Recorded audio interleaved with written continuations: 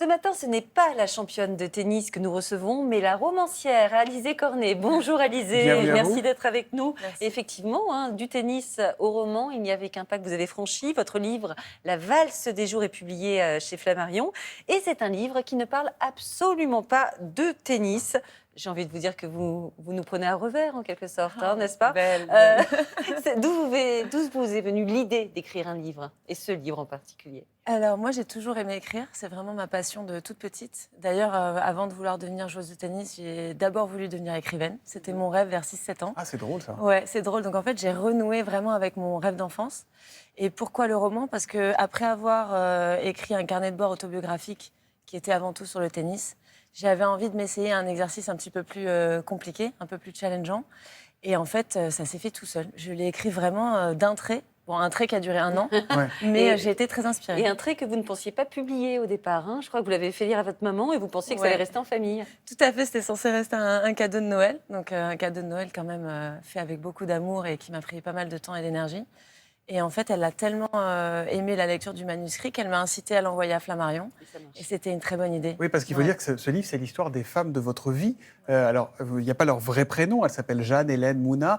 Quelle est la part de biographie, d'autobiographie et la part de roman dans tout ça, finalement? Oui, quand on me pose la question, j'ai un peu du mal à donner un ratio, mais je dirais qu'il y a quand même 60-70% de réalité. Et après, j'ai brodé, j'ai romancé, parce que je ne voulais pas non plus heurter trop la pudeur de ma mère, qui est extrêmement pudique. Et je pense qu'elle aurait été gênée même de lire sa propre histoire trop fidèle. Donc voilà, j'ai pris mes libertés. Mais comment on passe comme ça de la raquette à la plume? Parce que la raquette, on vous connaît, on sait qu'il y a des matchs que vous gagnez, il y en a que vous perdez, c'est le jeu, etc. Là, quand vous arrivez avec un bouquin que vous mettez sur la table, il n'y a pas une peur d'être jugé parce qu'on se dit, tiens, qu'est-ce qu'elle veut, la joueuse de tennis? En fait, j'avais tellement peu d'attentes que je ne pouvais pas être déçue. En fait, je l'ai envoyé à des gens un petit peu à l'aveugle comme ça. Et j'attendais avant tout des retours, j'attendais des conseils.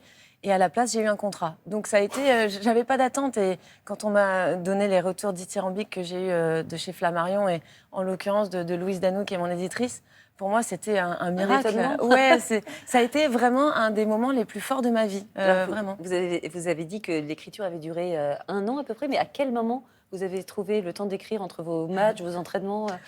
Alors, donc je l'ai écrit d'un Noël sur l'autre, parce que c'était censé être un cadeau de Noël. Entre-temps, il y a eu le Covid. Du coup, j'ai eu 2-3 mois à la maison où j'ai vraiment pu bien bosser dessus et prendre le temps qu'il fallait. Et après, j'ai beaucoup écrit dans les avions, dans les tournois, dans les chambres d'hôtel, parfois même entre 2 matchs. Dès que j'avais une idée qui me venait, j'écrivais sur mon petit calepin. Finalement, il n'y a pas de mauvais moment pour écrire. À partir du moment où il y a l'inspiration, moi, ça me va. Si je vous mets là la coupe Suzanne Lenglen de Roland Garros pour la gagnante, et là le prix Goncourt, vous prenez quoi? Non, le trophée quand même. J'ai passé toute ma vie à travailler pour ça. Ça fait plus de 25 ans que je joue au tennis. Donc je Il choisirais n'y a pas quand un même mot le de tennis dans le bouquin, il n'y a pas une balle qui se promène, rien. Non, pas du tout. C'était vraiment le roman, la fiction et l'histoire de ces femmes à qui je voulais rendre hommage, qui ont une vie incroyable. Alors vous venez de finir une superbe saison. Le tennis, vous l'avez commencé très très jeune. On va regarder une archive qu'on a retrouvée. Elle date de 2006. Où j'ai peur. On est à une semaine de l'Open d'Australie. Le 22 janvier, en plein Open d'Australie, Alizée aura 16 ans. Alors voilà le cadeau d'anniversaire qui lui ferait vraiment plaisir. Ce serait vraiment bien qu'à la fin de cette semaine, je me sois dit t'as passé un tour, voire 2, j'aurais rien contre, mais me dire t'as fait un bon tournoi, t'as pas travaillé pour rien. Et puis voilà, ce serait une belle récompense, quoi. Il y a les rêves de championne et les rêves d'ado, comme par exemple rencontrer à Melbourne l'Adonis des cours, le beau Andy Roddick. Alizée a aussi commandé ça pour son anniversaire.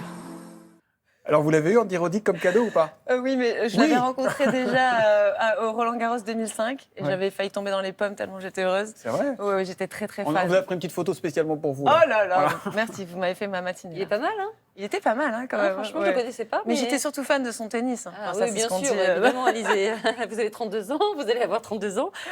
Dites-moi, ça sent la retraite ou... 33. J'ai 32 ans. Vous allez avoir Thomas. 33. Non, Oui. vous allez avoir 33. Ah d'accord, attention, ne me guérissez pas. Non, surtout pas. Vous êtes quasiment à la retraite pour une joueuse de tennis. Oui. Est-ce que vous allez tenter les JO? Alors, c'est pas dans les plans. À la base, je devais effectuer ma dernière saison cette année. Donc là, je joue un peu les prolongations parce que je me fais plaisir et que je suis encore en forme physiquement et que j'ai envie. Mais je pense que la saison prochaine, peut-être la dernière, mais en fait, je me ferme plus la porte à rien, Ça ne j'écouterai. s'arrêtera pas à Roland-Garros comme on a pu le lire cette année. Je Non. pense pas. Je pense que je vais rempiler pour une saison complète. Et puis, de toute façon, mon après-carrière, elle est toute tracée. Donc, je Vous peux êtes partir écrivaine sereine. maintenant. Ouais, j'ai un peu de mal à l'accepter, à me dire ça, mais oui, je La suis vie d'après, vraiment ça sera stylo à la main pour vous. Pas que. J'aimerais bien aussi rester dans le monde du tennis. Et Une j'ai des raquette d'un projets, côté, un stylo de l'autre. Pourquoi pas. J'ai l'impression que ces deux passions sont complémentaires et me rendent Mais heureuse. vous avez le temps, c'est qu'il y a un monsieur très doué qui a pris sa retraite à 41 ans. Ça, C'est Yannick Noah. Oui, c'est ça. Ouais. Allez, Alizé Cornet. Si, bien sûr. La valse Je du jour, le on en valide. parlait, on continue à en parler juste après une page de pub. À tout de suite.